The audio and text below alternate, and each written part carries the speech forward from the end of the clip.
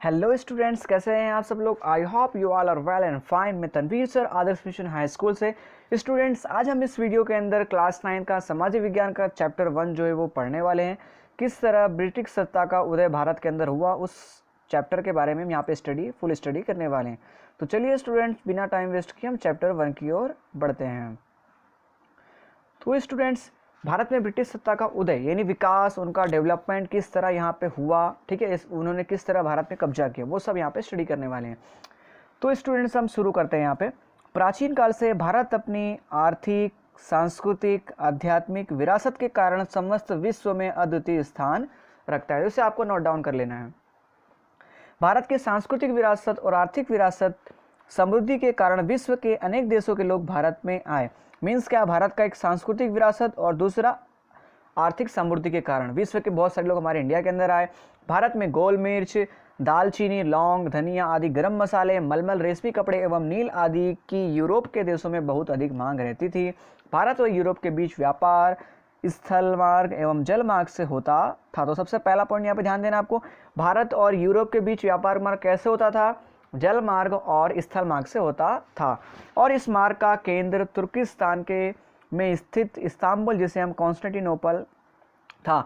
तो ये स्टूडेंट्स, यहाँ पे तुर्किस्तान जो आज के ज़माने में जिसे हम तुर्की कहते हैं, ठीक है स्टूडेंट्स, तो उसकी भी राजधानी क्या, इस्तांबुल, जिसे हम कॉन्स्टेंटिनोपल पे उस समय कहा जाता है, अभी भी कहा जाता है। ठीक है स्टूडेंट्स, आगे हम देखते हैं। ईस्वी सन 1453 में तुर्क मुस्लिमों ने कॉन्स्टेंटिनोपल को क्या किया, जीत लिया, जिसका नाम क्या था, सुल्तान अल फातेह। तो उसने क्या किया, कॉन्स्टेंटिनोपल को जीत लिया। इससे यूरोप वासियों के लिए कॉन्स्टेंटिनोपल यानी इस्तांबुल होकर भारत में आने वाला जल मार्ग स्टूडेंट्स क्या हो गया, बंद हो गया, क्योंकि उसे उसने जीत लिया था।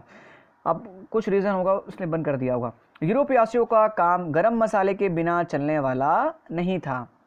अंतर नए जलमार्ग की खोज करने की आवश्यकता पड़ी, जिससे विश्व के भौगोलिक खोजों के युग का आरंभ होना शुरू हुआ। क्योंकि उसने क्या कर दिया था, जो आप देखेंगे स्टूडेंट्स मैप के अंदर तुर्की अगर आप देखेंगे तो वहाँ पे एक जो है मेन जो है वो वहाँ पे समुद्र होकर आता है, जहाँ से भारत आने का रास्ता जो होता है वो बहुत ही ईजी हो जाता है, मतलब छोटा हो जाता है। आगे हम देखेंगे स्टूडेंट्स, आगे देखते हैं। यहाँ पे नेक्स्ट हमारा टॉपिक दिया है, भारत आने के जलमार्ग की खोज किस प्रकार यहाँ पे जरूरत आन पड़ी। तो स्टूडेंट देखते हैं यहाँ पे, पुर्तगाल राजा प्रिंस हेनरी की प्रेरणा, प्रोत्साहन और आर्थिक सहायता से साहसिकों ने नए जलमार्ग की खोज का प्रयास आरंभ करना शुरू किया। भारत आने के लिए जलमार्ग की खोज के लिए अनेक शासकों ने प्रयास किए, जिसमें बार्थोलोम्यू डायज ने कैप ऑफ गुड होप आंतरिक की खोज की। उसके बाद क्रिस्टोफर कोलंबस ने स्पेन के राजा की आर्थिक सहायता से नए जलमार्ग खोजने की साहस यात्रा आरंभ की, जो 1992 में अटलांटिक सागर में स्थित वर्तमान वेस्ट इंडीज टापू पर आकर रुकी। मतलब उसने यहाँ पे खोज लिया 1992 में। मृत्यु प्रत्यय मतलब उसके मरने के बाद भारत आने के जलमार्ग की खोज का विश्वास रखने वाले कोलंबस ने वास्तविक रूप से नए जलमार्ग की यहाँ पे उसने खोज की थी। इस बात की स्पष्टता अमेरिकी वेस्पुची ने की थी। उसके पश्चात यह नया प्रदेश अमेरिका के रूप में पहचाना गया। मतलब जो उसने खोज की थी, वास्को द गामा ने पहले ही खोज कर ली थी, लेकिन उसकी जो पुष्टि जो थी वो अमेरिकी यहाँ पे वेस्पुची जो था उसने इसकी पुष्टि की थी कि हाँ ये जलमार्ग इंडिया में आना। जैसे स्टूडेंट्स यहाँ पे आप देख रहे हैं कि ये जो आप पुराना जो जलमार्ग आप देख रहे हैं, ये जो है ये क्या पुराना जलमार्ग था यहाँ पे आने के लिए। लेकिन जब यहाँ पे जो तुर्किस्तान था उसने जब इस पर क्या कर लिया स्टूडेंट्स, जब उसने जीत लिया तो यहाँ पे जो आने वाला जो रास्ता है यहाँ से स्टूडेंट्स, जो नदी वाला रास्ता जो इसने क्या कर दिया, बंद कर दिया। तब वहाँ पे जो पुर्तगाली जो लोग थे हमारे इंडिया में, जो इंडिया में व्यापार करने जो आते थे तो उनको आने में स्टूडेंट्स होती थी बहुत प्रॉब्लम। तो उन्होंने क्या किया, एक नया जलमार्ग खोजा, क्योंकि हिंदुस्तान में व्यापार करना बहुत आसान था, मतलब वहाँ के लोग बहुत खरीदारी करते थे। तो इस तरह उन्होंने नए जलमार्ग की क्या की, खोज की, जैसे हमने यहाँ पे पढ़ा कैप ऑफ गुड होप। तो इसकी एक टापू जहाँ से ये लोग क्या करते थे, आते थे इंडिया में, लेकिन यहाँ पे आने का टाइम बहुत ज़्यादा लगता था। अब स्टूडेंट्स आगे हम देखते हैं यहाँ पे, तो ये आपको इस तरह देख लेना है, पुराना जलमार्ग जो एकदम यहाँ पे डार्क लाइन है वो हमारा जलमार्ग है यहाँ पे पुराना, ठीक है, और नए जलमार्ग यहाँ पे दिख रहे हैं डॉट डॉट वाला, ठीक है स्टूडेंट्स। आगे बढ़ते हैं यहाँ पे स्टूडेंट्स, भारत आने के जलमार्ग, तो उसके बारे में स्टूडेंट्स अब यहाँ पे हम पढ़ने वाले हैं। तो पुर्तगाली नाविक वास्को द गामा ने ईस्वी सन 1458 में भारत आने के जलमार्ग की खोज की। तो स्टूडेंट्स, भारत आने के जलमार्ग की खोज किसने की, तो वास्को द गामा ने कब की, 1458 में की। नेक्स्ट देखते हैं, भारतीय खलासी की सहायता से वह भारत के पश्चिमी किनारे कालीकट बंदरगाह पर पहुंचा। यानी सर्वप्रथम वो कहाँ पहुंचा? भारत के पश्चिम के किनारे कालीकट बंदरगाह पर पहुंचा। वहां के राजा समुद्रिक यानी जमोरिन ने उसका स्वागत किया और व्यापार करने की उसे छूट दे दी। इस तरह विश्व में यह घटना महत्वपूर्ण मानी जाती है। इसके कारण ही यूरोप वासियों के लिए भारत आने का द्वार जो था वो खुल गया। नेक्स्ट स्टूडेंट्स हम देखते हैं यहाँ पे आगे हमारा टॉपिक दिया भारत में यूरोपियों का आगमन। ठीक है स्टूडेंट्स, और यहाँ पे कह सकते हैं अंग्रेजों का आगमन और व्यापारिक केंद्रों की स्थापना किस प्रकार यहाँ पे वो हम इसके अंदर पढ़ने वाले हैं। तो भारत आने के जलमार्ग की खोज होने के पश्चात भारत में व्यापार करने के लिए सर्वप्रथम पुर्तगाली यानी फिरंगी आए, जिसे हम अंग्रेज भी कहते हैं। 100 वर्ष के समय में पुर्तगाली दीव, दमन, गोवा, कोचीन, मलक्का आदि प्रदेशों में अपना अधिकार जो थे उन्होंने वो ले लिया था। पुर्तगाली को व्यापार में मिली सफलता से प्रेरित होकर हालैंड के डच, डेनमार्क में डेनिश लोग भी भारत में व्यापार करने के लिए आ गए, जिसे हम स्टूडेंट्स डच बोलते हैं। यहाँ पे भारत के लोग कहते हैं। इंग्लैंड के व्यापारियों ने भारत के साथ व्यापार करने के लिए ईस्वी सन 1600 में ईस्ट इंडिया कंपनी की स्थापना की। इंग्लैंड की रानी एलिजाबेथ के द्वारा ईस्ट इंडिया कंपनी को पूर्व देशों के साथ व्यापार करने के लिए स्वीकृति दिए जाने पर 1608 में कंपनी का प्रथम जहाज कप्तान विलियम हॉकिंस के नेतृत्व में सूरत आया। तो सबसे पहले ईस्ट इंडिया कंपनी का जहाज कब आया, कहाँ पर आया? तो सूरत में आया। और कब आया स्टूडेंट? 1608 में आया।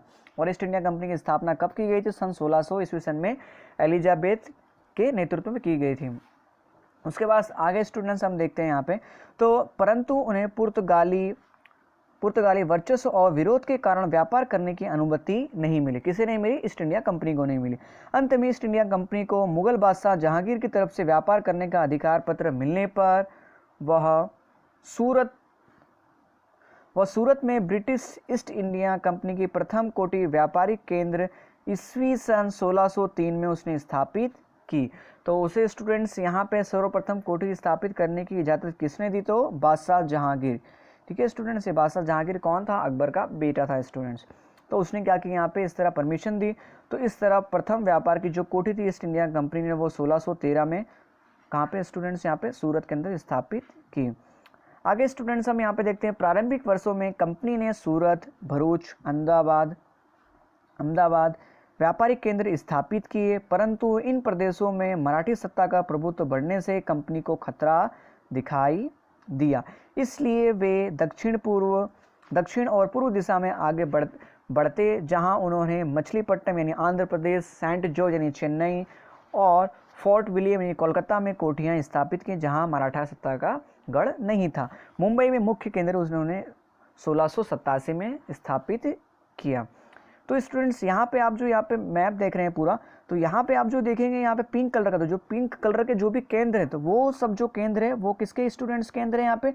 तो वो सब जो केंद्र है वो पुर्तगाली के अंडर में चली, जैसे गोवा, दमन, ठीक है, और उसके बाद यहाँ पे दीव, तो ये सब जो थे वो पुर्तगाली के केंद्र में। और आप जहाँ पे जो ट्रायंगल जो देख रहे हैं ब्लू कलर का, जैसे यहाँ पे पौंडीचेरी वगैरह यहाँ पे आप देख रहे हैं, कराईकल देख रहे हैं आप, ठीक है, तो ये सब, और माहे जो देख रहे हैं, तो ये सब जो केंद्र ये फ्रांसीसी के केंद्र में थे। और बाकी जो आप यहाँ पे ब्लू कलर स्टूडेंट्स हम देख रहे हैं यहाँ पे जो ब्रिटिश सत्ता का केंद्र है, जैसे यहाँ पे दे दिया फोर्ट विलियम, यानी ये क्या कोलकाता, उसके बाद सूरत और मुंबई, ये सब जो केंद्र स्टूडेंट्स है ये सब किसके हैं स्टूडेंट्स? ये ब्रिटिश केंद्र उस समय थे। आगे स्टूडेंट्स हम देखते हैं यहाँ पे, तो स्टूडेंट्स सबसे पहले उन्होंने कोठियाँ कहाँ स्थापित की ईस्ट इंडिया कंपनी? तो सूरत, भरूच, अहमदाबाद व्यापारिक केंद्र उन्होंने अपनी कोठियाँ स्थापित की। ठीक है, उसके बाद आगे स्टूडेंट देखते हैं 1668 में व्यापार करने के लिए फ्रेंच ईस्ट इंडिया कंपनी का आगमन हुआ। ठीक है, कब स्टूडेंट्स? 1968 में हुआ। ठीक है, व्यापार के लिए।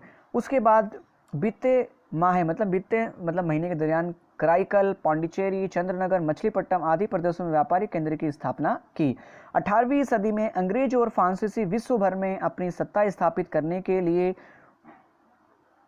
उपनिवेश प्राप्त करने में सतत सक्रिय थे। मतलब बहुत एकदम दिल से लगाकर मेहनत कर रही थी, हमको कुछ करना है, व्यापार करना है सभी देशों के अंदर।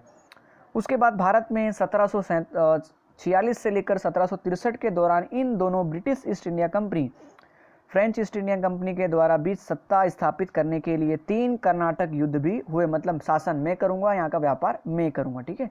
इन्हीं कंपनियों के बीच में ऐसा हुआ। कितनी बार? 3 बार कर्नाटक यहाँ पे युद्ध भी हुए, जिसमें फ्रेंच ईस्ट इंडिया कंपनी की पराजय होने से ब्रिटिश ईस्ट इंडिया कंपनी के राज्य विस्तार का मार्ग प्रशस्त, यानी क्या हो गया, वो खुल गया उनके लिए। इस तरह सत्ता संघर्ष के अंत में पुर्तगाली को क्या हुआ, वापस दीव दमन गोवा में रहे, जबकि फ्रांसीसी के पास चंद्रनगर, माहे, कराईगल, पांडिचेरी जैसे प्रदेश जो थे वो जबकि डच सत्ता के लिए विदा हो गए, मतलब वो जो थे वो ईस्ट इंडिया कंपनी के हाथ में आ गए क्योंकि वो हार चुके थे। उसके बाद तीसरा हमारा टॉपिक है प्लासी का युद्ध। बंगाल में सिराजुद्दौला का शासन था, उसमें उतावले स्वभाव के कारण राज्य में कई विरोधी थे, क्योंकि वो उतावले स्वभाव का था इसलिए। उस समय ब्रिटिश ईस्ट इंडिया कंपनी में नवाब के स्वीकृति लिए बिना ही कोलकाता की रक्षा के बहाने व्यापारी कोठी के चारों ओर से किलाबंदी कर दी। किसने कर दी? ईस्ट इंडिया कंपनी ने। किस बहाने से? कि हम कोलकाता की रक्षा चाहते हैं, कि उसका वहाँ पे गढ़ भी था, वहाँ पे केंद्र भी था, तो इसलिए उसने क्या किया, उसकी कोठी के चारों ओर को नाकाबंदी कर दी, किलाबंदी कर दी। परंतु सिराजुद्दौला ने उसकी जो नाकाबंदी थी उसे क्या कर दिया, तोड़ डाला। ये समाचार मद्रास चेन्नई से पहुंचने पर कोलकाता की कोठी की सहायता करने के रॉबर्ट क्लाइव ने नेतृत्व में कंपनी का एक छोटा सा सैन्य दल बंगाल में मतलब आया, मतलब भेज दिया उसने। उसके बाद नेक्स्ट, ईस्ट इंडिया कंपनी का सैन्य शक्तिशाली होने पर भी नवाब की सेना को पराजित करना सरल ना लगने पर रॉबर्ट क्लाइव ने दगाबाजी का सहारा लिया, क्योंकि उसकी सेना जो थी बहुत शक्तिशाली थी। किसकी? यहाँ पे नवाब की, और उसकी कम थी अंग्रेजों की। तो नवाब को पराजित करने के लिए षड्यंत्र की रचना की गई, जिसमें सेनापति मीर जाफर, आपने सुना होगा इंडिया का सबसे बड़ा यहाँ पे जो कह सकते हैं यहाँ पे गद्दार था, तो वो मीर जाफर। उसके बाद सेठ अमीर चंद्र को षड्यंत्र में शामिल किया गया। कंपनी को नवाब द्वारा सताए जाने का बहाना बनाकर प्लासी नामक गांव के पास के मैदान में युद्ध की घोषणा कर दी गई, और इस तरह जो था सिराजुद्दौला जो था वो युद्ध हार गया। तो स्टूडेंट्स इसमें सवाल ये आता है कि प्लासी का युद्ध किसके बीच में हुआ था? तो प्लासी का युद्ध जो हुआ था वो सिराजुद्दौला और ईस्ट इंडिया कंपनी के बीच हुआ था। और स्टूडेंट्स कब हुआ था यहाँ पे? तो प्लासी का युद्ध 16 जून 1757 को हुआ था। प्लासी का मैदान मुर्शिदाबाद पश्चिम बंगाल से लगभग 38 किलोमीटर की दूरी पर है, जिसे प्लासी का युद्ध कहा जाता है। पूर्व योजना के अनुसार मीर जाफर युद्ध में असफल रहा, सिराजुद्दौला हार गया, क्योंकि मीर जाफर जो था उसका सेनापति था, वही क्या गद्दार निकला।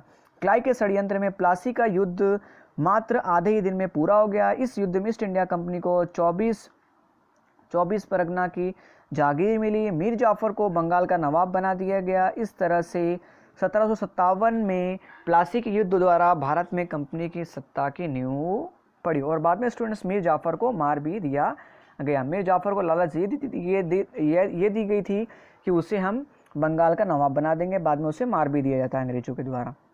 तो स्टूडेंट्स अगर आप गद्दारी करोगे तो गद्दारी का उसका रिजल्ट भी क्या होगा, गद्दार जैसा ही होगा। नेक्स्ट स्टूडेंट्स हमारे पास टॉपिक दिया बक्सर का युद्ध। तो पहले हमने प्लासी का युद्ध पढ़ा, नेक्स्ट हमारे पास बक्सर का युद्ध है। अंग्रेजों ने मीर जाफर को बंगाल का नवाब बनाकर उसके पास से अलग अलग बहाने बनाकर विपुल धन प्राप्त किया, मतलब लूट लिया अंग्रेजों ने।